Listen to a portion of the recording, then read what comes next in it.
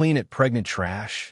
Vanessa Cole tipped her champagne glass, and the golden drink spilled across the white marble floor like a stain of shame. Naomi Brooks froze with the mop in her hand. Around her, the engagement hall glittered with chandeliers, white roses, diamond bracelets, and phones already lifted to record her humiliation. She wore a faded cleaner's uniform. Her shoes were cracked at the sides. One hand held the mop, the other pressed gently against her swollen belly.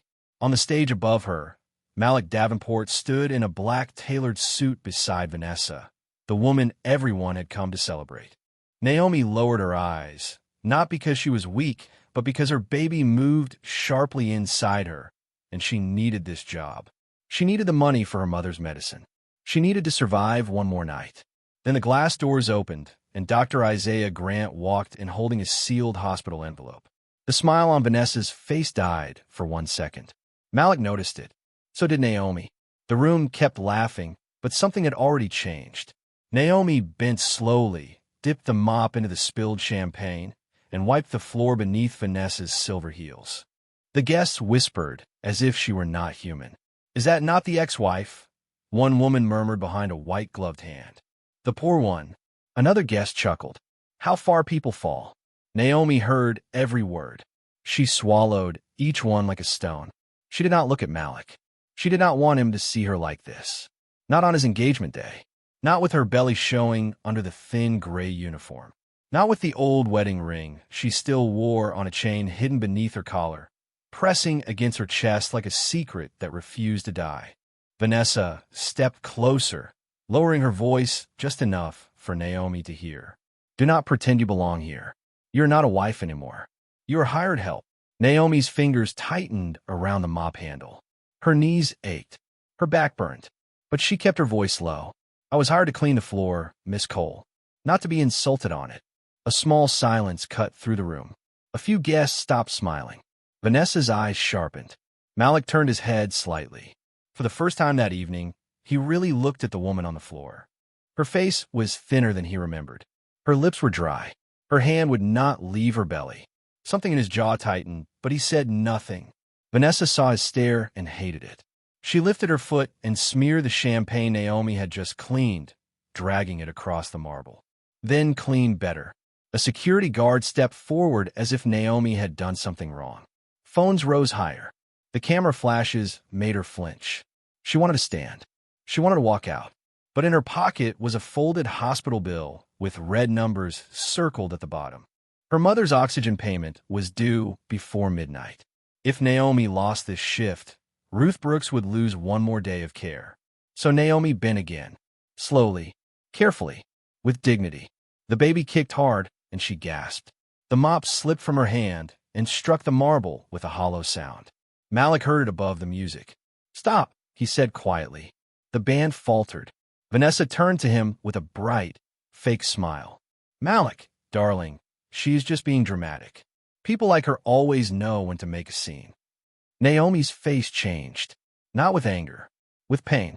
She pressed both hands around her belly and took one shaky breath. "I'm not making a scene," she whispered. "I'm trying not to fall." Dr. Isaiah moved faster now, cutting through the crowd with the envelope clutched in his hand. His eyes fixed on Naomi first, then on Malik. Vanessa stepped into his path. "Dr. Grant, this is a private event." He did not smile. Then maybe someone should have protected the private truth before it reached this room. The whispers grew louder. Malik's eyes narrowed. "What truth?" Vanessa laughed too quickly. "He is confused. Someone has scored him out." But Dr. Isaiah lifted the sealed envelope just high enough for Malik to see the hospital stamp. Naomi saw it too. Her stomach tightened. She knew that envelope. She had begged the clinic to keep her records safe after strange calls began asking about her pregnancy. She had been told one page was missing. One page that could ruin her or save her. The doctor looked at Naomi's pale face, then at the spilled champagne still shining under her knees. "Mrs. Brooks," he said softly, using her name with respect. "Are you in pain?" Vanessa snapped. "She is not Mrs. Anything. She is a cleaner." Naomi tried to rise, but the room tilted. The chandelier lights blurred. Her fingers reached for the chain under her collar. and the old wedding ring slipped out, swinging against her uniform. Malik saw it. The color drained from his face. It was not just any ring. It was the ring he had placed on her finger before his mother called her unworthy, before the divorce papers, before the lie that had broken them both. Vanessa saw where he was looking and stepped forward, her voice cold. "Security, remove her before she embarrasses this family more." 2 guards moved toward Naomi. She did not run. She only stood with one hand on her belly and one hand over the ring. "I will leave," she said, her voice trembling but clear. "But do not touch my child." The whole hall went silent. Malik took one step down from the stage. "Your child." Vanessa's smile vanished again. Dr. Isaiah opened his mouth, but stopped himself, as if one sentence could destroy the entire room too soon. He held the envelope tighter. "Mr. Davenport," he said, each word slow and heavy, "this engagement cannot continue until you hear the truth." "What truth?" Malik Davenport asked, and his voice did not rise, but the whole engagement hall felt it. The music stopped. The guests stopped pretending not to listen. Naomi Brooks stood near the champagne stain with one hand over her belly and the other clutching the old wedding ring against her chest. 2 security guards froze beside her. Dr. Isaiah Grant held the sealed hospital envelope like it was heavier than paper. Vanessa Cole stepped closer to Malik and placed her diamond-covered hand on his arm. "There is no truth here," she said smoothly. "Only a desperate woman trying to ruin a beautiful night." Naomi lowered her eyes, but she did not lower her head. The mop lay beside her feet. Her cracked shoes were wet from the champagne. Behind her, one guest whispered, "She came here pregnant and poor. Now she wants attention." Naomi heard it. Malik heard it too. His eyes moved from the mop to her belly, then to the ring hanging from the chain. "Why are you wearing that?" he asked. The question hurt more than Vanessa's insult. That ring had once been a promise. Now it looked like evidence against her.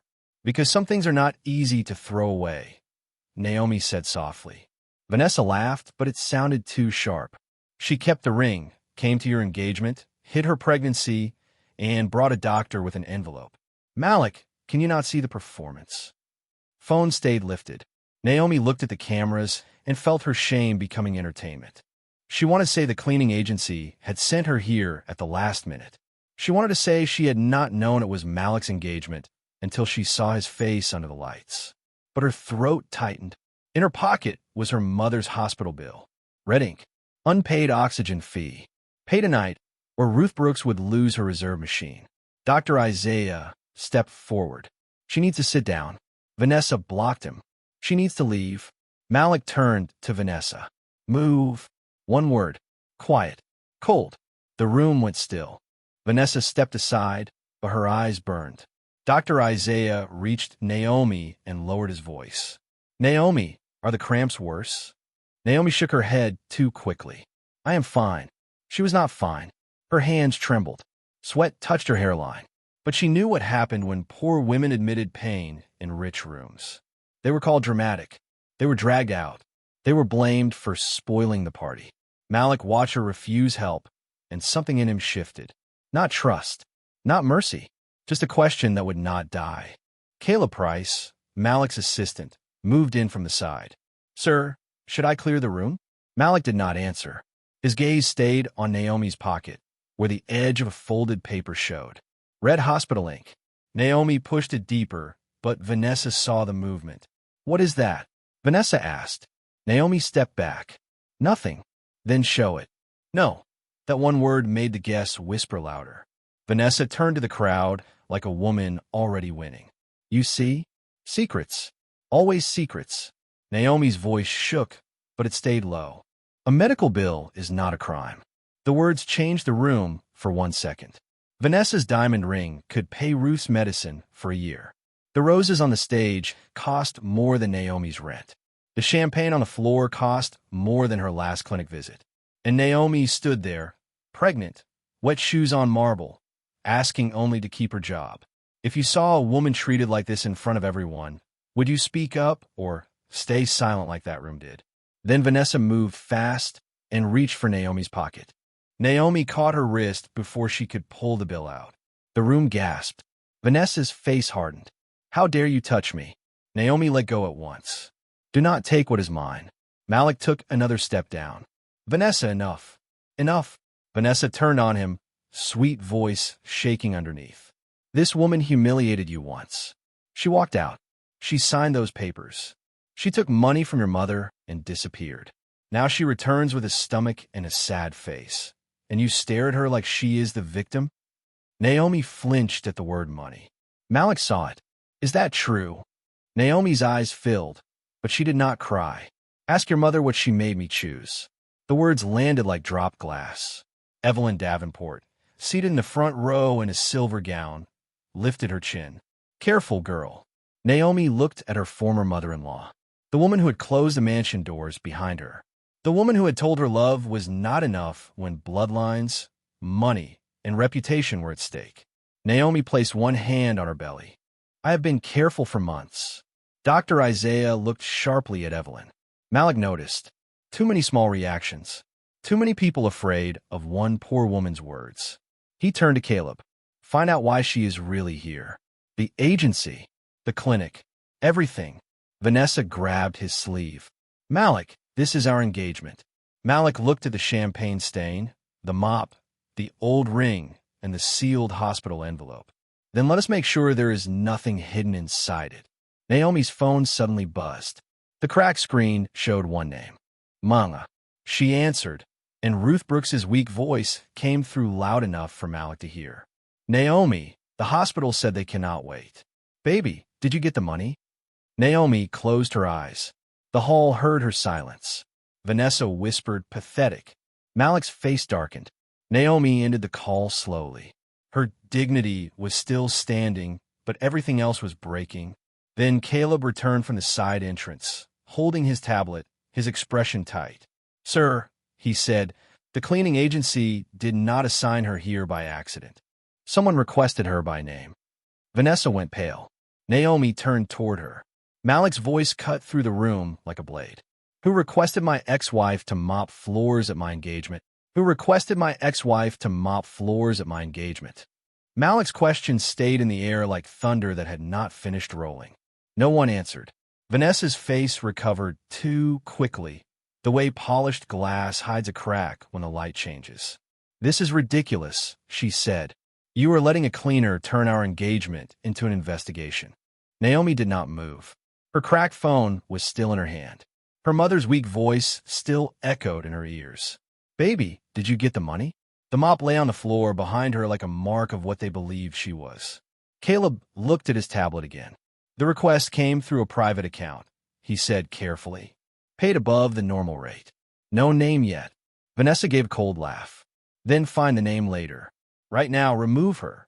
Naomi's knees trembled. She knew what removal meant. No pay. No hospital money. No oxygen machine for Ruth Brooks. The shame was terrible, but the thought of her mother gasping in a hospital bed was worse. She looked at Malik for the first time without hiding. I did not come here to ruin anything, she said. I came because I needed the shift. Malik stared at her wet shoes, her faded uniform, her swollen belly under cheap fabric. The woman he remembered once told him dignity was the only wealth no one could steal. Now she stood with champagne on her hem, still trying not to beg. Naomi's phone buzzed again. A message from the hospital desk appeared on the cracked screen. Final notice. Payment needed within the hour.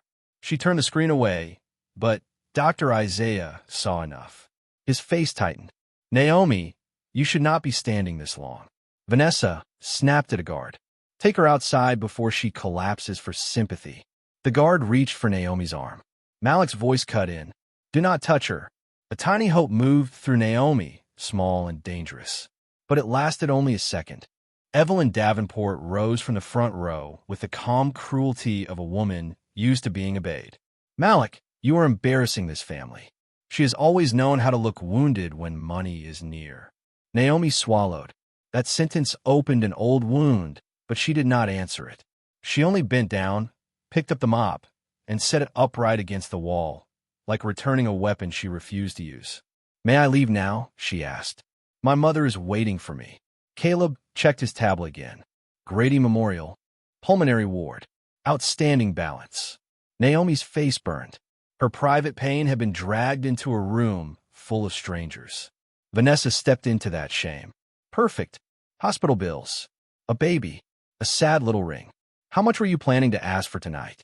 Naomi placed one hand over her belly. Not $1 from you, but from him. Vanessa pointed at Malik. Naomi looked down at the old ring swinging against her uniform. The only thing I ever wanted from him was the truth. Malik heard that word again, and his eyes moved to Dr. Isaiah's sealed envelope. The doctor did not open it. He only held it tighter, as if one wrong sentence could put Naomi in deeper danger. Naomi stepped into the service corridor, away from the chandeliers, into the smell of bleach, stacked chairs, and cold food trays. This was where she belonged to them, not under the lights, not beside the diamonds. Behind the wall, the party waited to continue without her pain. Her phone buzzed again. This time it was her landlord. Locks change by morning if rent is not paid. She pressed her lips together. One night, one job, one floor. She had told herself she could survive that. Now she had lost the floor, the job, and maybe the last place her mother could come home to. Malik followed to the corridor entrance, but stopped short, watched by every guest. What happened? He asked. Naomi shook her head. Nothing that belongs in your room. That answer struck him harder than a confession. Vanessa came up behind him. There, more secrets. Evelyn spoke low, but Naomi heard every word. Send her away. If she stays, every headline tomorrow will say she destroyed your engagement. Naomi moved toward the staff lockers. Her legs weakened. Dr. Isaiah steadied her elbow, and this time she allowed it. Not for pity, because the baby kicked again, sharp and frightened, as if the child already knew the room hated its mother. A young hotel worker near the lockers leaned close and whispered, Miss Brooks, someone left this for you before the event. He slipped a small brown envelope into her hand. Her name was written on it in careful black ink. Inside was a photocopy of an old clinic form folded around a torn corner of paper. One line was circled in red. Emergency contact, Malik Davenport. Naomi stopped breathing. She had never written his name on any new form. Across the corridor, Caleb saw the paper. So did Vanessa. Her face went cold. Malik finally pulled his arm away from Vanessa. Naomi, he called. She turned slowly, the envelope shaking between her fingers. Caleb stepped closer, reading over Malik's shoulder. His voice dropped. Sir, this form is from the month before the divorce. Sir, this form is from the month before the divorce. Caleb's words hit Malik so hard that he did not move. The service corridor seemed to shrink around them. Behind the wall, the engagement hall waited with roses, champagne, and cameras. In front of him stood Naomi Brooks in a stained cleaner's uniform, one hand on her belly, the other holding a brown envelope that looked too small to carry so much pain. Malik reached for the photocopy, but Naomi pulled it back. Not fast, not rude. Careful. It was left in my locker, she said. I do not know who put it there. Vanessa stepped forward. Or maybe you put it there yourself. Naomi looked at her. Why would I hide paper in a staff locker at a party I never wanted to attend? Vanessa's eyes sharpened. Because poor women learn to create pity before they ask for money. Malik turned his head. Enough. This time, the word carried weight. Vanessa's smile thinned. Caleb leaned closer to the page. Sir, the form has a hospital archive number. I can check it against the clinic system. Malik nodded once. Do it. Naomi's fingers tightened around the paper. The old wedding ring on her chain swung forward, catching the corridor light. Malik saw it again. Then he saw the line circled in red. Emergency contact, Malik Davenport. His full name. His old number.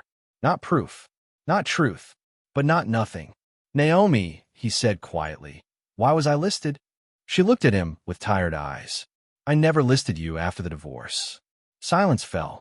Even the staff at the far end stopped stacking trays. Dr. Isaiah stepped closer. That is what concerns me. Vanessa snapped. You have no right to discuss her medical records here. The doctor looked at her, and yet someone had enough access to alter them. The words did not reveal the secret. They opened a door. Malik felt the room tilt inside him. For months, he had carried one version of Naomi in his mind, the woman who left. The woman who signed papers. The woman his mother said chose money over marriage. But small things kept refusing to fit. A ring she never sold. A hospital bill she hid out of shame. A clinic form he had never seen. A sealed envelope in the doctor's hand. Vanessa speaking too quickly. Evelyn standing too quietly. Malik looked at Caleb. Pull the security footage from the staff locker hallway. Caleb's fingers moved across the tablet. A few seconds passed. Too many. His face changed. The camera skips for 12 minutes before the event. Vanessa laughed under her breath. How convenient. Dr. Isaiah stared at her. Yes. Very. Naomi looked down at the paper. She did not feel rescued. She felt exposed. I need to go to my mother, she said. Please return the paper when you are done. Malik studied her face. You are still trying to leave? I lost the shift. My mother needs the money. I do not have the luxury to stand here while rich people debate whether my pain is real. The sentence struck harder than shouting. Malik had no answer. Vanessa did. Then go. No one stopped you. Naomi took one step toward the exit. Dr. Isaiah moved with her, but Malik lifted a hand. Wait. Naomi stopped without turning. Caleb, Malik said, check who requested her through the agency and who accessed this clinic form. Vanessa's voice sharpened. Malik, you are turning our engagement into a courtroom. No, he said. Someone turned it into a trap. At the corridor entrance, Evelyn Davenport appeared, elegant and cold. This is becoming shameful, she said. A Davenport does not chase rumors from a cleaner's locker. Naomi closed her eyes. Cleaner. Always cleaner. Never ex-wife. Never woman. Never mother. Malik looked at his mother. Did you know Naomi was assigned here?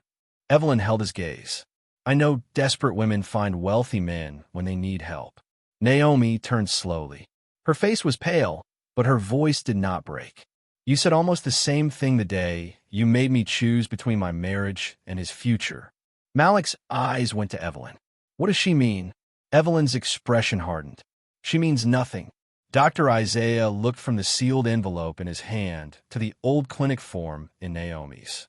Someone has worked very hard to make sure she means nothing. Caleb's tablet beeped. Everyone turned. He looked at the screen, then swallowed. Sir, I found the agency request. It was paid through a charity account connected to Davenport Women's Foundation. Malik stared at his mother. Vanessa's hand tightened around her bouquet until one white rose snapped. That proves nothing, she said quickly. Your mother supports hundreds of poor women. Naomi gave a sad, quiet laugh. Funny, she never supported me when I was one. Caleb dialed the clinic archive number. The call went to speaker. A tired receptionist answered. Paper rustled. Then she paused. That file is restricted. Malik stepped closer. Restricted by whom? Another pause. I cannot say over the phone, sir, but there is a missing page. Naomi's hand tightened around her belly. Vanessa's face lost color, just enough for Malik to see. What page? He asked. The receptionist lowered her voice. The emergency admission note. It was removed 2 days before Mrs.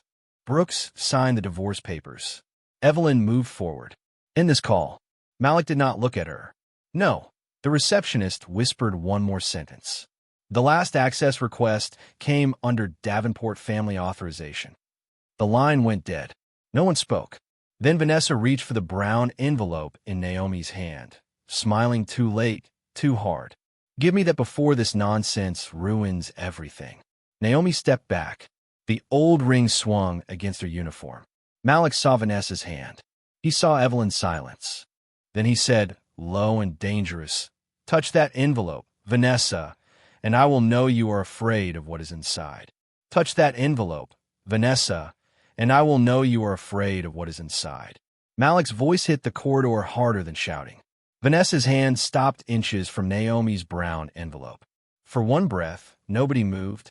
Then Vanessa smiled like she was the wounded one. Afraid, she said, of a cleaner's little paper trick. Naomi held the envelope against her chest, right beside the old wedding ring. Her fingers shook, but she did not let go. Behind them, engagement guests drifted from the ballroom, drawn by scandal. Phones rose again. The service hallway was no longer private. It had become another stage. Evelyn Davenport stepped forward, silver gown shining under the harsh staff lights. Malik, this has gone far enough. That paper is unverified. That woman is unstable. Now she is using a medical scare to control your engagement. Naomi felt each word shrink her in front of strangers. Unstable. That woman. Control. Dr. Isaiah moved closer to her. She's pregnant and under stress. That is not a performance. Vanessa turned to the guests. You all heard him. Pregnant. Stressed. Convenient. First the ring, then the hospital bill, now a mysterious envelope. How many props does one woman need? A few guests murmured. One man whispered, maybe she really did plan this. Naomi's face burned. The mop, the champagne stain, the bill, the ring, the envelope. Everything that carried her pain was being turned into a weapon against her. Malik looked at Vanessa. Why do you care so much about what is in her hand? Vanessa's eyes flashed. Because I care about your name. Evelyn added softly, and your future. Naomi remembered that same word from years ago. His future will die if you stay. She pressed one hand over her belly. The baby moved, small and sharp. Vanessa saw it and stepped closer. If you have dignity, leave before security carries you out. Naomi looked at Malik. Not begging, not accusing, just tired. I already said I would leave. Vanessa pointed toward the staff exit. Then walk. Naomi took one step. A guard blocked her path. You told me to leave, Naomi said. Vanessa's smile turned cold. After you sign a statement. Caleb looked up. What statement? Vanessa snapped her fingers, and an event manager hurried forward with a folder. Too fast. Too prepared. Malik noticed. Naomi noticed too. Vanessa pulled out a printed page. A simple note. You admit you came here on your own. You admit no one requested you. You admit any medical claims tonight are your attempt to embarrass the Davenport family. Dr. Isaiah's face hardened. That is coercion. Vanessa ignored him. Sign it, and I will make sure your mother's hospital bill is paid tonight. The corridor went silent. Naomi stared at the page. There it was. The price of oxygen. The price of silence. Malik's jaw tightened. Vanessa. She turned to him. I'm solving your problem. No, he said. You are buying her silence. Vanessa's smile cracked. Then let her refuse. I turned to Naomi. Someone whispered, take the money. Someone else said, poor people always have a price. Naomi looked at the statement, then at the envelope, then at the old ring resting against her uniform. Slowly, she folded Vanessa's paper and placed it back in the folder. My mother raised me poor, Naomi said. She did not raise me for sale. For a moment, even the phones lowered. Malik looked at Naomi like he was seeing the woman he had lost, not the story he had been told. Vanessa recovered first. Beautiful, she said softly. Then her voice sharpened. Security, escort her out. No pay. No agency record. No recommendation. Make sure every hotel in this city knows she brings personal drama to private events. Naomi's breath caught. That was not one lost job. That was rent, medicine, food, prenatal visits, all falling at once. Malik stepped forward. You do not have that authority. Vanessa turned on him. At my engagement, I do. The guard reached for Naomi's envelope. Naomi stepped back, but another staff member bumped into her from behind. The brown envelope slipped from her fingers. Papers scattered across the floor. The old clinic photocopy. The hospital bill. A torn receipt. Vanessa moved fast, her heel landing near the clinic form. She bent to snatch it, but Caleb got there first. His hand closed over the paper. His face changed. Sir, he said, this is not just a clinic form. Vanessa froze. Malik looked at him. What is it? Caleb lifted the torn corner under the corridor light. There is a second authorization stamp. Someone tried to remove it, but part of the name is still here. Evelyn went still. Vanessa whispered, give me that. Caleb did not move. Malik's eyes narrowed. Read it. Caleb swallowed. Davenport Family Medical Trust. The corridor went dead silent. Dr. Isaiah looked at the scattered papers and said, that means her file was not touched by a stranger. Vanessa's fear finally showed. Then Naomi's cracked phone rang from the floor. The caller ID lit up the screen. Grady Memorial Hospital. Naomi's cracked phone rang from the floor. The caller ID glowed under the corridor lights. Grady Memorial Hospital. No one moved. The name on the screen was louder than the music waiting inside the ballroom. Naomi bent slowly, one hand on her belly, the other reaching for the phone among the scattered papers. Before she could touch it, Vanessa stepped closer. "Do not answer that here," she said. Naomi looked up. "It is my mother." "Then take your family problems outside." Malik's voice cut through the corridor. "Let her answer." Naomi picked up the phone with shaking fingers. The nurse's voice came through thin and urgent. "Miss Brooks, your mother's asking for you. The payment still is not cleared. We need a decision." Naomi closed her eyes. A decision. Rich people called it policy. Poor people called it survival. "Please," she whispered. "Give me 1 hour." Vanessa laughed softly. 1 hour. One envelope. One sad story after another. Dr. Isaiah's eyes moved from Naomi's trembling hand to the torn clinic form in Caleb's grip. "That stamp matters," he said. "The Davenport Family Medical Trust does not touch ordinary patient files." Caleb held the torn corner under the light. The letters were incomplete, but the seal was clear enough. Malik stared at it. The same trust paid for private family doctors, private birth records, and private problems rich families wanted hidden. Naomi ended the call without a promise. Her face looked hollow. "They cannot wait," she said, almost to herself. For 1 second, the corridor forgot to whisper. Then Malik looked at Caleb. "Find the full file." Vanessa stepped in fast. "A torn stamp proves nothing."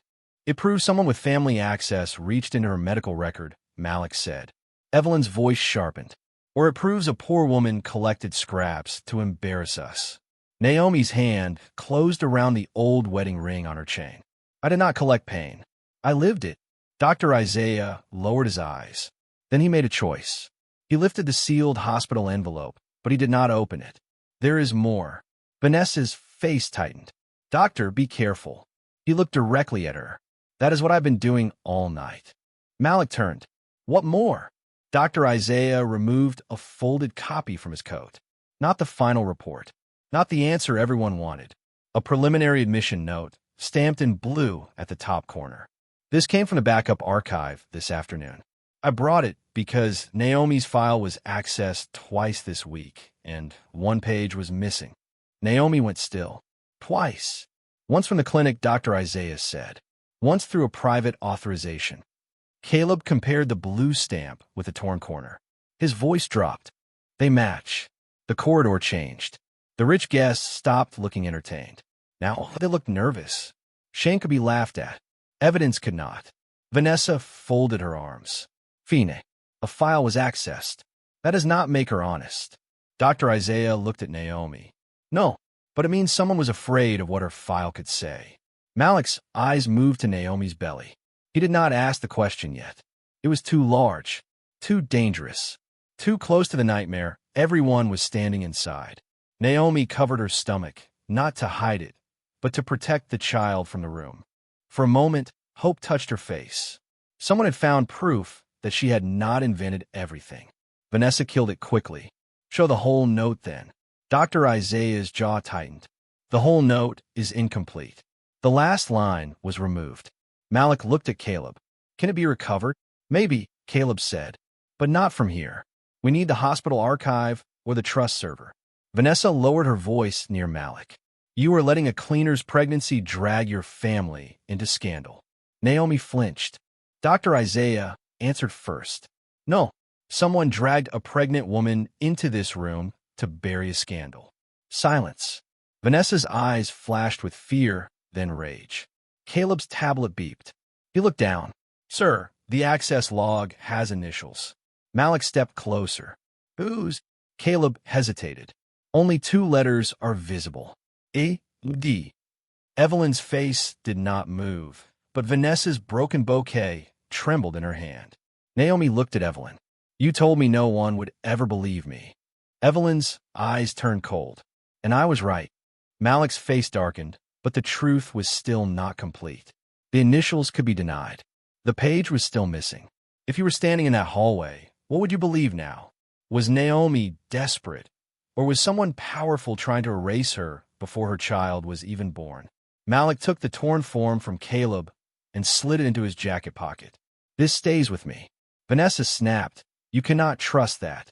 I do not trust anyone right now, Malik said. But I am done trusting silence. Then Naomi's phone buzzed again. An unknown number appeared on the cracked screen. Do not let him take you to the hospital. The last page is not there anymore. Naomi's blood went cold. Malik saw it. So did Vanessa. Dr. Isaiah leaned in. Naomi, who sent that? Caleb checked the number quickly. His voice came out tight. Sir, the message was sent from inside the hotel. Sir, the message was sent from inside the hotel. Caleb's words made the corridor turn colder than the marble under Naomi's wet shoes. The unknown number still glowed on her cracked screen. Do not let him take you to the hospital. The last page is not there anymore. Naomi stared at the message until the letters blurred. Someone close enough to watch her was also close enough to warn her. Or trap her. Vanessa was the first to speak. How convenient, she said. Now invisible people are texting her too. Naomi did not answer. She pressed the phone against her chest, right beside the old wedding ring, and took one careful breath. Her stomach tightened again. The pain was not sharp yet, but it was coming in waves. Dr. Isaiah saw her face change. She needs to sit down now. Evelyn lifted her chin. Then let her sit outside. This family has been humiliated enough. Malik looked at his mother, then at Vanessa, then at Naomi's shaking hand. For the first time that night, his voice lost some of its coldness. Bring a chair. No one moved. The staff looked at Vanessa. The guards looked at Evelyn. The guests looked at their phones. Naomi saw it clearly. Even kindness needed permission in a rich room. Malik saw it too. His jaw tightened. He walked to the wall himself, pulled a chair from beside the service table, and placed it behind Naomi. Sit down, Naomi. She looked at the chair like it might cost her something. I can stand. I know you can, he said. That is not what I asked. It was not romance. It was not rescue. It was one small human act in a corridor full of people waiting for her to fall. Naomi sat slowly, one hand on her belly, the other still holding the phone. The old ring slipped out again and rested against the gray uniform. Malik's eyes moved to it. His face changed, but he controlled it. Vanessa noticed. She always noticed. Touching, she said. One chair, and suddenly she is innocent. Malik did not look at her. One message from inside this hotel, and suddenly this is bigger than your pride. Caleb stepped closer, tablet in hand. Sir, I can trace the internal network, but I need access to the hotel security room. Vanessa snapped. No one is turning my engagement venue into a police station. Dr. Isaiah looked at her. A pregnant woman was requested by name, humiliated in public, and warned not to trust the hospital record. What would you call that? Vanessa's smile hardened. A performance with better timing than talent. Naomi flinched, but she did not break. She looked at Malik. I do not want your pity. Good, he said quietly, because I am not offering pity. The corridor fell silent. Malik removed the torn clinic form from his jacket pocket and held it carefully, as if paper could bleed. I'm offering one thing. I will find out who used my family name to touch your file. Naomi's eyes filled, but she turned away before anyone could mistake it for weakness. Promises from your family have never protected me. That sentence hit him where Vanessa's accusations could not. Malik looked down. For a moment, the billionaire disappeared, and only the man who had once believed the wrong story remained. Then do not believe my promise, he said. Believe the investigation. It was small, controlled, not enough to heal anything, but enough to make Vanessa afraid. Evelyn stepped toward him. Malik, you are forgetting where you are standing. He turned to her. No, mother. I'm finally seeing it. The words cut through the corridor. Naomi gripped the edge of the chair. Tiny hope rose again, but she did not trust it. Hope had hurt her before. Dr. Isaiah crouched slightly beside her, keeping his voice low. Naomi, that text is correct about one thing. If the last page is missing from the hospital archive, the backup may be somewhere else. Where? She asked. The doctor glanced at Malik, then at the old ring. Sometimes emergency admission notes are copied to the person listed as contact. Malik looked at the ring again. A memory moved across his face. Naomi, in a small kitchen, ran against the window, her laughing as she slipped that ring onto a chain because she said rings could be stolen, but promises should stay near the heart. He swallowed. "My old private email," he said. Caleb looked up. "Sir," Malik's voice lowered. "Before the divorce, my emergency contact documents were copied to my private account. I stopped using it after she left." Vanessa's bouquet trembled in her hand. Evelyn's expression froze. Naomi noticed both. "Why are they scared of an old email?" she whispered. Malik heard her. He did not answer. He opened his phone and typed with stiff fingers. The screen asked for an old password. He hesitated. Then Naomi, almost without thinking, said softly, "October 23rd. Malik went still. That had been their wedding date. Vanessa's eyes widened. Evelyn looked away. Malik entered the numbers. The account opened. For 1 second, nothing happened. Then hundreds of old, unread messages loaded. Caleb leaned closer. Dr. Isaiah stood. Naomi remained seated, hand on belly, afraid to breathe. Malik searched the clinic archive address. One result appeared. Emergency admission copy. Sent 2 days before divorce filing. Attachment unavailable. File moved to secure family server. The tiny hope shattered. Vanessa exhaled like she had been saved. There, nothing. But Malik kept reading. At the bottom of the email was a note he had never seen. Forwarded by E. Davenport. Authorization pending. Naomi looked at Evelyn. Malik looked at his mother. Evelyn's face was stone. Then Naomi's phone buzzed again. A new message appeared from the same unknown number. Room 912. Ask what happened the night she signed. Dr. Isaiah's face changed. Caleb checked the hotel map. "Sir," he said slowly, "Room 912 is booked under Vanessa Cole's name. Room 912 is booked under Vanessa Cole's name." Caleb's words did not explode. They sank. Slow, heavy, deadly. Naomi sat in the service corridor with one hand on her belly, the other gripping her cracked phone. The message still glowed on the screen. Room 912. Ask what happened the night she signed. Vanessa's face changed for half a second. Not enough for the guest to notice. Enough for Malik. "Why is an unknown number sending Naomi to your room?" Malik asked. Vanessa gave a sharp laugh. "My room? Malik, this is insane. Anyone could know the room number. Staff, guests, her little helpers." Naomi looked down at the old wedding ring resting against her uniform. October 23rd. Their wedding date. The password she had remembered without trying. The memory had escaped her like a wound reopening. Malik saw the ring move against her chest. For the first time that night, he did not look angry. He looked afraid of what he might have missed. Evelyn stepped forward. "Do not go chasing hotel gossip. This woman signed the divorce. That is all that matters." Naomi's voice came out quiet. "I signed because you told me he would lose everything if I stayed." Malik turned to her. "What?" Evelyn's eyes hardened. "Careful." Naomi looked at her former mother-in-law.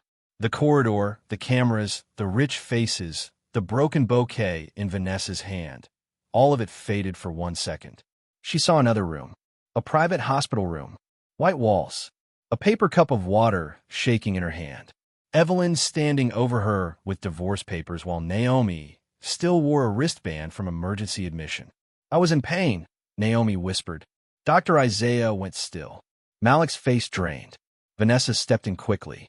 "This is exactly what she does. She says one painful word and waits for everyone to forget the facts." Naomi did not raise her voice. "I remember a nurse telling me not to stand. I remember your mother saying if I loved you, I would disappear before your board removed you.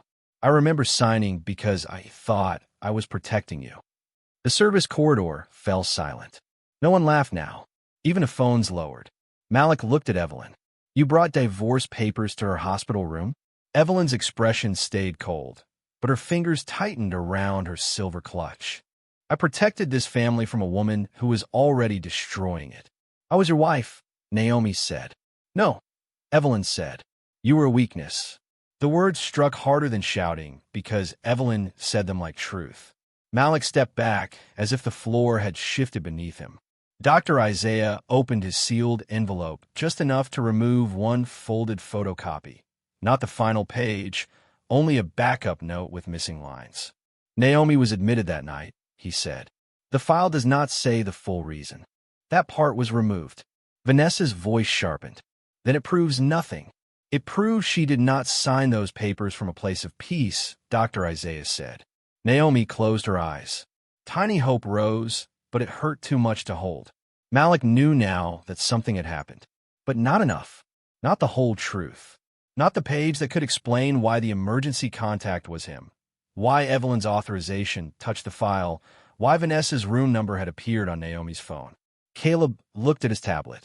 Sir, room 912 keycard records show 3 entries in the last hour. Vanessa snapped. That is my bridal suite. Of course there are entries. 1 entry was under hotel staff access, Caleb said. 1 under your card. 1 under a temporary vendor card issued tonight. Vanessa's eyes flicked toward the event manager. The event manager looked down too fast. Naomi saw it. So did Malik. Evelyn moved closer to Vanessa and spoke through her teeth. End this. Vanessa forced a smile and turned toward Naomi. Fine, let us ask what happened the night you signed. You took money. You left. You never came back. That is what happened. Naomi's hand moved to her belly. I never took money. Evelyn laughed softly. You took silence. That was worth more. The sentence made Dr. Isaiah look up sharply. Malik's voice dropped. Mother, what did you just say? Evelyn froze. Vanessa grabbed her arm. Enough. But it was too late. The past had cracked open, and everyone had heard the sound. Caleb's tablet beeped again. Sir, the vendor card that accessed room 912 was just used at the ballroom side entrance. The corridor turned toward the doors. A hotel worker stood there, pale, holding a black medical folder under his jacket. When he saw Vanessa, he stepped backward. Vanessa whispered, "Do not." The worker looked at Naomi, then at Malik. His voice shook. I was paid to take the last page upstairs. I was paid to take the last page upstairs. The hotel worker's voice shook so badly the words almost broke apart. The corridor froze. Naomi's hand tightened over her belly. Malik looked at the black medical folder under the worker's jacket, then at Vanessa. Vanessa did not blink. That was what made her frightening. Paid by whom? Malik asked. The worker opened his mouth, but Vanessa stepped forward with a smile, too calm for an innocent woman. Careful, she said. A man who steals medical files should think before he adds slander to theft. The worker swallowed. His eyes dropped to the floor. The folder trembled in his hand. Naomi saw fear move through him like a shadow. She knew that fear. Poor people learned quickly when rich people could destroy a job, a name, a home, a future. Dr. Isaiah reached out. Give me the folder. Vanessa moved faster. No, that belongs to hotel security now. Malik's voice cut in. It belongs to the patient. I turned to Naomi.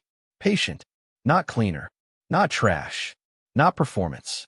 For one tiny second, the word gave her back a piece of herself. But Vanessa was not finished.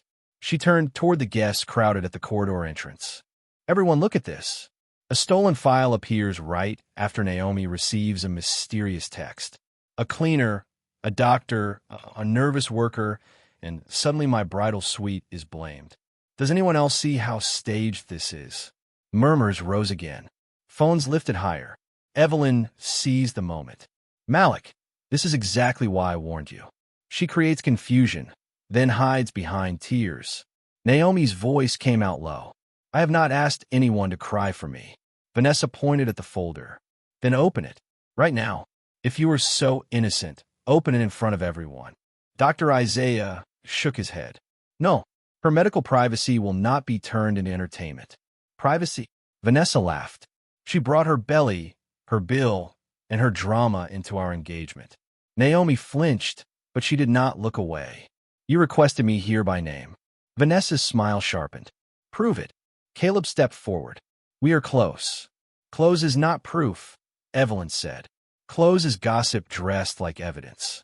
The worker suddenly pushed the folder toward Dr. Isaiah. I cannot keep this. Vanessa's face changed. Marcus. The name slipped out before she could stop it. The worker looked up, terrified. Malik heard it. Caleb heard it. Naomi heard it. Dr. Isaiah took the folder at once, and held it against his chest. "You know his name?" Malik said. Vanessa recovered quickly. "He worked at my event. Of course I know his name." Caleb checked his tablet. "His badge says Daniel Reed." Silence cracked open. The worker lowered his head. "They told me to use another badge." Vanessa's eyes turned cold. "They?" Malik stepped closer. "Who is they?" Before the worker could answer, Evelyn's driver appeared at the service door with 2 hotel security officers. "Mr. Davenport," one officer said, "we were told there is a stolen medical file and a staff member harassing guests." Vanessa pointed at Naomi. "There she is. Remove her and take that folder." Naomi stood too fast, pain crossing her face. Malik reached out, but she stepped back from him too. She did not know who was safe anymore. "Do not touch me," she said. Not loud. Clear. One officer moved toward Dr. Isaiah. The doctor raised the folder. "This is medical material. You will not seize it without lawful authority." Vanessa snapped. "He is helping her commit fraud." The word fraud landed hard. The guests repeated it in whispers. "Fraud! Fraud! Fraud!" Naomi felt the old room closing around her again. Rich voices. Poor silence. Her body aching. Her name being rewritten by people with cleaner hands and dirtier hearts. Then the worker stepped back, shaking his head. "I did not know she was pregnant." Vanessa spun toward him. "Stop talking." He looked at Naomi. "They said she was trying to blackmail the family. They said the page had to disappear before the announcement." Malik's eyes narrowed. "What announcement?" Vanessa went still. Evelyn answered too quickly. "Our engagement announcement, obviously." Dr. Isaiah looked down at the black folder. "No," he said, "before the announcement, not before the engagement." Naomi's phone buzzed again. The unknown number sent one photo. A hotel conference room. A projector screen. Naomi's name at the top of a prepared statement. Fraud attempt by former spouse. Her stomach turned. Vanessa had not only planned to remove her, she had planned to destroy her publicly before the truth could breathe. Malik took the phone from Naomi's trembling hand, read the screen, and his face hardened. Vanessa lifted her chin. "You should thank me. I was protecting you from another scandal." Naomi whispered, "You were going to bury me." Vanessa stepped close enough for only Naomi to hear, but the nearest phone caught her voice. "Poor women should stay buried when rich families put them there." The corridor went silent. Malik looked at the phone recording, then at Vanessa. Dr. Isaiah opened the black folder just enough to see the top page. His face changed. "Malik," he said, voice tight, "this is not the missing page." Vanessa smiled with real relief. But Dr. Isaiah kept reading. "It is worse. It is a prepared false statement with Naomi's forged signature." Naomi's knees weakened. Malik caught the chair before she fell back into it. Then Caleb's tablet beeped again. He looked at the screen and went pale. "Sir, the ballroom host just announced that Vanessa is ready to address the guests." From inside the hall, applause began. From inside the ballroom, applause began. The sound rolled into the service corridor like a warning. Vanessa's face changed at once. Fear disappeared behind her perfect smile. "That is my cue," she said. Malik stepped in front of her. "You're not going on that stage." Vanessa lifted her chin. "Try stopping me in front of 200 guests." She walked toward the ballroom doors before anyone could move. Evelyn followed, whispering fast into her phone. Naomi sat in the chair with one hand on her belly, watching the woman who had called her trash walk back toward the lights like a queen returning to her throne. Dr. Isaiah held the black folder. Caleb held the tablet. Malik stood between two worlds. The corridor where Naomi had been humiliated and the ballroom where Vanessa was about to rewrite the story. "Sir," Caleb said, "if she speaks first, she controls the room." Malik looked at Naomi. Her cracked phone was still in her hand. Her old wedding ring rested against the faded uniform. Her eyes were tired but not empty. "I cannot stop her with suspicion," Malik said. Dr. Isaiah looked down at the forged statement. "Then stop her with process. Let her speak. Let her expose what she planned." Naomi's voice was small but steady. "She will destroy me before you find the missing page." Malik turned to her. "Not while I am standing there." Naomi looked away. "You stood there before." The words cut him, but he did not defend himself. He only nodded once. Then this time, I will stand differently. The ballroom doors opened. Light spilled over the corridor. Vanessa was already on the stage, smiling beneath the chandeliers, holding a microphone in one hand and her broken bouquet in the other. Behind her, the huge engagement screen glowed with her and Malik's names in gold. Guests turned their chairs toward her. Phones rose again. Evelyn took her place in the front row, cold and composed. Vanessa's voice floated through the room. Ladies and gentlemen, I'm sorry you had to witness a disturbance tonight. Naomi flinched at the word disturbance. Malik heard it. His jaw tightened. Caleb leaned close. Sir, the projector system is still connected to the conference room folder. The false statement may be queued. Can you access it? Malik asked. Yes, but I need 30 seconds. Vanessa continued. A former spouse has attempted to bring private pain into a public celebration. We will handle it with grace. Dr. Isaiah looked at Malik. If she names Naomi as a fraud, the damage spreads before we can stop it. Malik turned to Naomi. Come with me. Naomi froze. The ballroom. The same room. The same marble. The same champagne stain near the stage. No, she whispered. They will laugh again. Maybe, Malik said. But this time they will have to look at you while they do it. Naomi stood slowly. The chair scraped the floor. Her hand went to her belly, then to the ring. Dr. Isaiah walked beside her. Caleb moved ahead, eyes locked on his tablet. The guests saw Naomi enter, and the room changed. Whispers rose like smoke. Vanessa saw her and smiled wider. And here she is, Vanessa said into the microphone. The woman who wanted this night to become about her. Naomi stopped at the edge of the ballroom. The mop was still there near the marble, leaning against the wall where she had left it.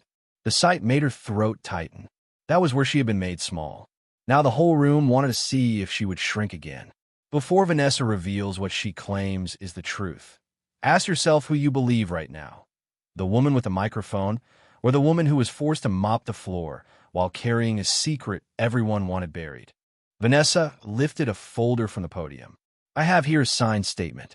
Caleb whispered, Sir, it is the forged file. Malik stepped onto the stage. Gasps spread through the room. Vanessa lowered the microphone. Malik, do not do this. He took the second microphone from the host. No, Vanessa. I should have done this sooner. Evelyn stood. Malik. He did not look at her. Sit down, mother. The room froze. Caleb's tablet flashed. I have a file queue. The forged statement is ready to project. Dr. Isaiah moved to Naomi's side, holding the sealed hospital envelope and the black folder. Vanessa's eyes darted between the envelope, the projector, and Malik's face. For the first time, the crowd saw it clearly. The bride-to-be was not angry. She was scared. Malik looked across the room, then back at Dr. Isaiah. Doctor, he said, his voice carrying through every speaker, say what you came here to say. Dr. Isaiah stepped forward. Naomi held her breath. Vanessa whispered, If you open that envelope, I will ruin all of you. The microphone near her hand was still on. If you open that envelope, I will ruin all of you. Vanessa's whisper should have stayed private, but the microphone near her hand was still on. Her threat rolled through the ballroom speakers, clean and cold. 200 guests heard it. Phones rose higher. Vanessa froze. Malik turned slowly toward her. Naomi stood near the edge of the stage with one hand on her belly and the old ring resting against her cleaner's uniform. The mop and bucket still sat near the champagne stained by the wall, quiet witnesses to the shame that had started everything. Dr. Isaiah lifted the sealed hospital envelope. Miss Cole, he said, you just told this room why the truth matters. Vanessa grabbed the microphone. That was taken out of context. Caleb tapped his tablet. An engagement screen changed. The golden names disappeared. In their place appeared the forged statement from the black folder. Naomi Brooks admits she came to this event to extort the Davenport family. A gasp moved through the guests. Naomi's face drained. That was her name, her life, her shame, written for her by someone else. Malik looked at the screen, then at Vanessa. Did you prepare this? Vanessa's lips parted. No answer came. Evelyn stood from the front row. This display is vulgar. Turn it off. Malik did not blink. No, Caleb tapped again. A timestamp appeared. Room 912. A hotel worker entering with a black medical folder. Then Vanessa's bridal suite door opening. The same worker leaving without the folder. Vanessa shook her head. That proves nothing. Dr. Isaiah stepped forward. Then let the medical records speak. Naomi's breath caught. He turned to her first, not to Malik, not to the crowd. Naomi, I will not expose what does not need to be exposed.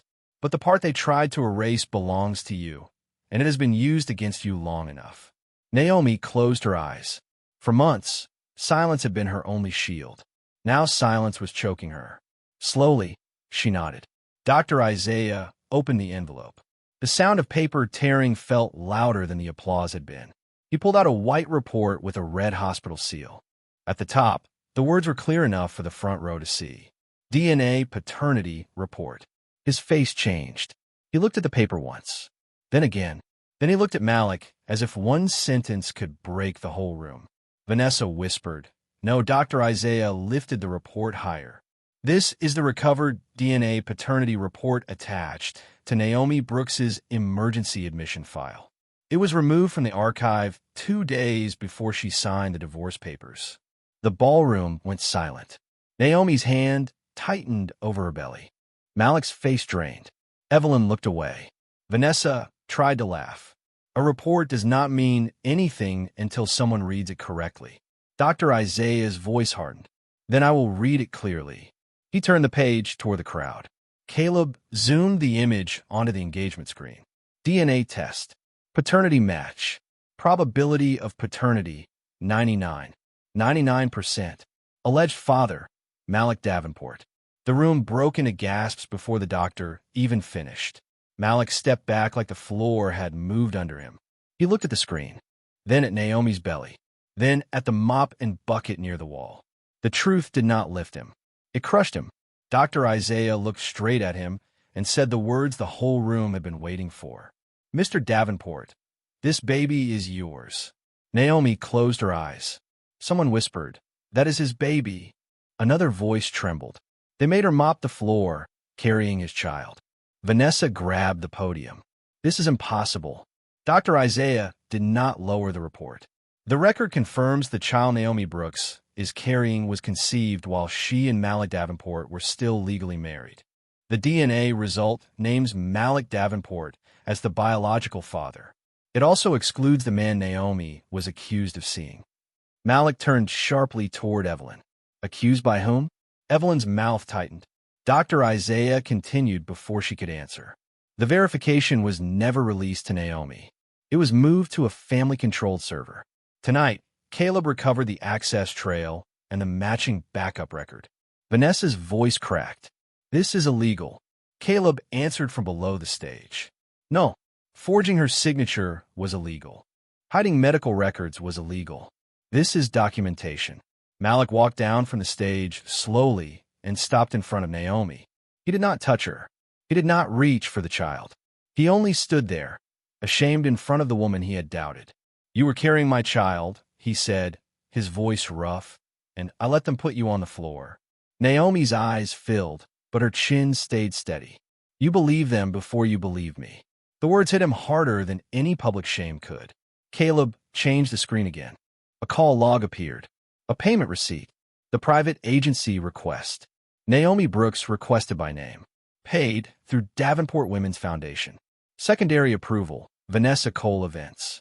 Evelyn gripped the back of her chair. Vanessa's face went pale. Malik turned toward both women. You requested her here. Vanessa shook her head. I was protecting us. Naomi looked at her. From a baby? The room went silent again. Dr. Isaiah looked down at the access trail. There is one more thing. The person who moved the paternity record from the hospital archive first used Evelyn Davenport's authorization. The person who tried to replace Naomi's page tonight used Vanessa Cole's suite. Evelyn stood tall, but her power no longer filled the room. Vanessa's perfect smile was gone. The guests who had laughed at Naomi now looked at the floor. Some hid their phones. Others kept recording, but their faces had changed. Naomi was no longer the spectacle. Their cruelty was. Malik looked at the old ring hanging against Naomi's uniform. I do not deserve to touch this. Naomi covered the ring with her hand. No, you do not. A deep silence followed. Then Caleb's tablet beeped one more time. His face hardened. Sir, the hotel security archive just restored the missing hallway audio. Vanessa stepped back. Evelyn whispered, Caleb, stop. Caleb looked at Malik. Malik did not look away from Naomi. Play it. The speakers crackled. Vanessa's voice filled the ballroom from earlier that night, cold and clear. Make sure the pregnant cleaner is on the floor before Malik enters. He needs to see her low enough to never question me again. The crowd gasped. Naomi closed her eyes. Malik turned toward Vanessa, and this time there was no confusion left in his face. Only judgment. Malik turned toward Vanessa, and this time there was no confusion left in his face. Only judgment. The ballroom that had laughed at Naomi Brooks now stood trapped inside its own silence. Vanessa's recorded voice still hung beneath the chandeliers. Make sure the pregnant cleaner is on the floor before Malik enters. He needs to see her low enough to never question me again. Naomi kept her eyes closed for 1 second longer. She still felt the cold marble under her knees. Champagne on her shoes. Phones in her face. The word trash cutting through the music. Now the same people who had filmed her shame were filming Vanessa's fall. Malik stepped toward the podium. Vanessa stepped back. That recording is edited, she said, but her voice had lost its crown. Caleb did not blink. It came directly from the hotel archive. Full timestamp. Full audio trail. Evelyn rose from the front row, still trying to wear power like jewelry. Malik, do not humiliate this family further. Malik looked at his mother. You humiliated this family when you put a pregnant woman on the floor to protect a lie. Evelyn's face tightened. I protected you. No, Malik said. You protected control. Dr. Isaiah stood beside Naomi, one hand near her elbow in case she weakened again. She did not lean on him. She wanted to stand by herself. Not because she was strong enough, because she had been forced to kneel enough for one night.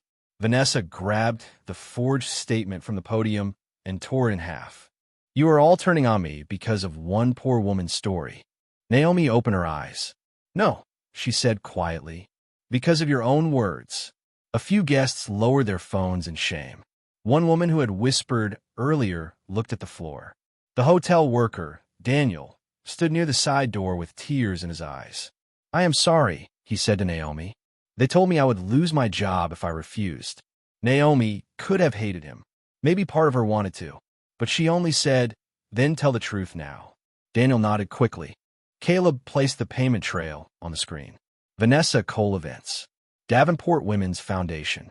Private agency request. Naomi Brooks requested by name. Cleaner assignment confirmed. Then another document appeared. A draft press release. Fraud attempt by former spouse prevented at Davenport engagement. The crowd gasped again. Malik read it slowly. You planned to destroy her before she even spoke.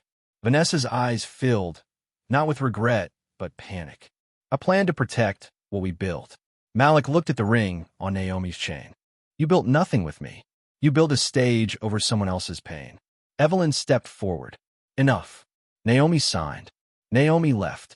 Naomi chose silence. Naomi turned to Evelyn. Her voice did not rise. You stood over my hospital bed and told me love was selfish if it cost Malik his company. You said the board would remove him. You said his father's legacy would die with my name attached to his. I was sick. I was scared. I believed you. Malik closed his eyes. Evelyn's mouth tightened. You could have told him. Naomi's hand moved to her belly. You took my phone. You blocked my calls. You sent the papers through your lawyer before I could stand without help. The silence that followed was not dramatic. It was sickening. Malik opened his eyes and looked at Caleb. Call our legal team. Freeze Vanessa Cole Events from every Davenport contract. Suspend the Davenport Women's Foundation board access tonight. Every account, every authorization, every medical trust privilege. Evelyn stiffened. You cannot do that. I just did. Vanessa stumbled forward. Malik, please. The word please sounded strange from her mouth. Earlier, she had used power like a knife. Now she reached for softness because power had failed. Malik looked at her without warmth. Do not ask me for mercy in the room where you denied it to her. Dr. Isaiah looked at Naomi. Your mother's hospital has been notified. The payment hold is cleared through patient assistance until proper arrangements are made. Naomi turned sharply. I did not ask for his money. Malik stepped closer, but stopped at a respectful distance. It is not a gift to buy forgiveness. It is the first bill this family owes because this family helped put you there. Naomi swallowed. Money cannot return what was taken.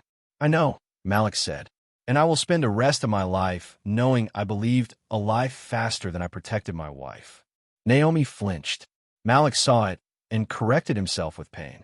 My former wife, the mother of my child, a woman I failed. That was not enough to heal her. But it was the first honest sentence he had spoken all night. A man in the second row stood and looked at Evelyn. You made this public when you made her mop the floor. The room breathed differently after that. Power had moved. Not to Malik, not to the guests, to the truth. Hotel security approached Vanessa, but Malik lifted a hand. No scene, no force. Escort Miss Cole to the private office. Preserve every device, every file, every recording. Let the law and the board handle the rest. Vanessa looked at Naomi with hate sharp enough to cut glass. You think this makes you one of them? Naomi looked back at her. The mop still leaned against the wall. The champagne stains still marked the marble. No, Naomi said. It reminds me I never needed to be. Malik lowered himself until one knee touched the stage step. Not a proposal. Not romance.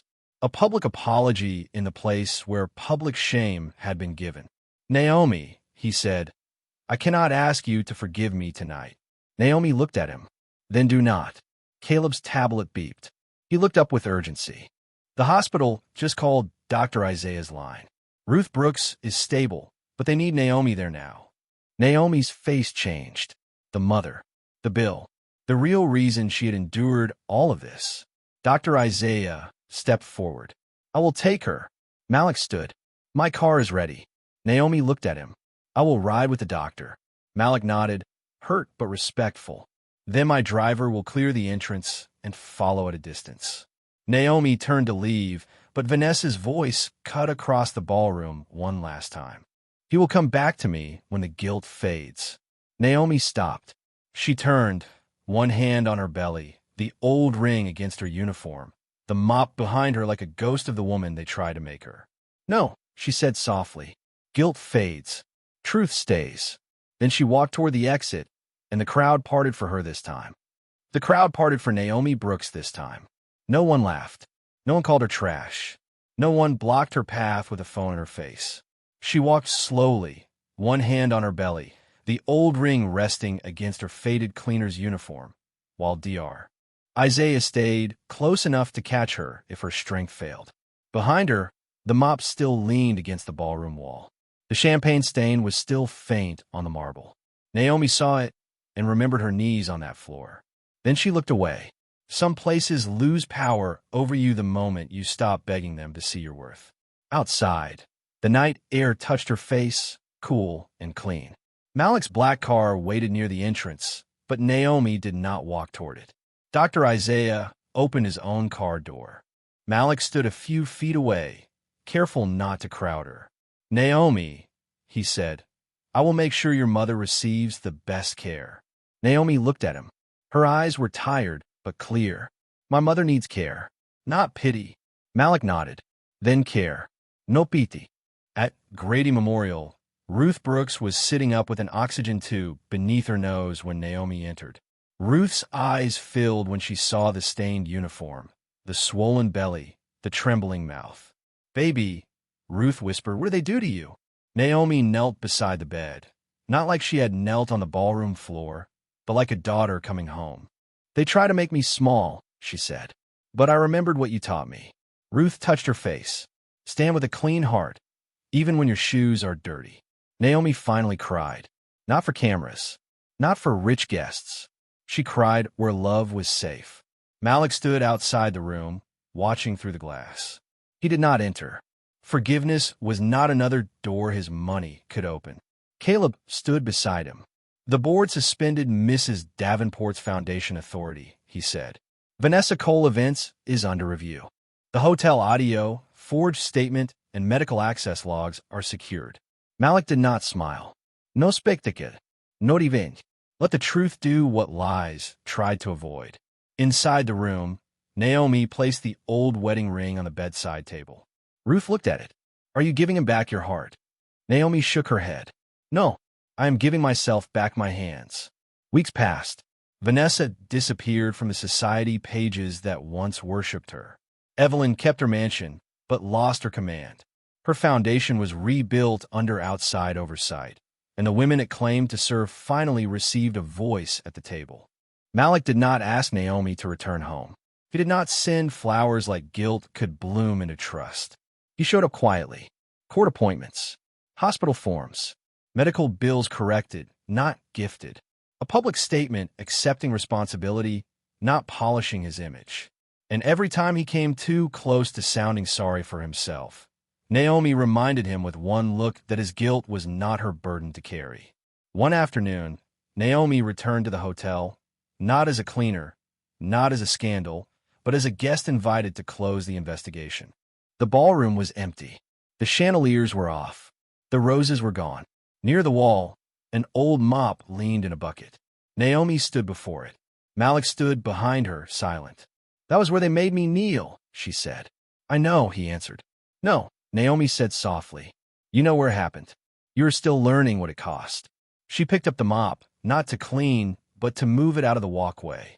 Then she set it aside and stepped past it. Months later, when her son was born, the hospital room was quiet. No chandeliers, no microphones, no crowd. Ruth held the baby first. Naomi named him Isaiah Malik Brooks Davenport, not to erase the pain, but to tell the truth without hiding either side. Malik cried when he saw the child, but he did not reach until Naomi nodded. That was the new rule. Respect before love. Truth before family. Dignity before forgiveness. Naomi built a new life slowly. She moved her mother into a clean apartment. She returned to school through a maternal health scholarship controlled by women like her. At the first event, she stood in a simple blue dress with her son asleep in Ruth's arms and said, "Do not look at a woman on the floor and assume she belongs there. Sometimes she is not low. Sometimes she is carrying a truth too heavy for the room." No one clapped at first. They were too quiet. Then Ruth stood. Then Dr. Isaiah. Then Caleb. Then the whole room. Naomi smiled, not because they finally approved of her, but because she no longer needed them to. And in the back, Malik stood last, clapping with tears in his eyes, knowing the best thing he could give her now was not a mansion, not a ring, not a rescue. It was a life where she never had to kneel to be believed again.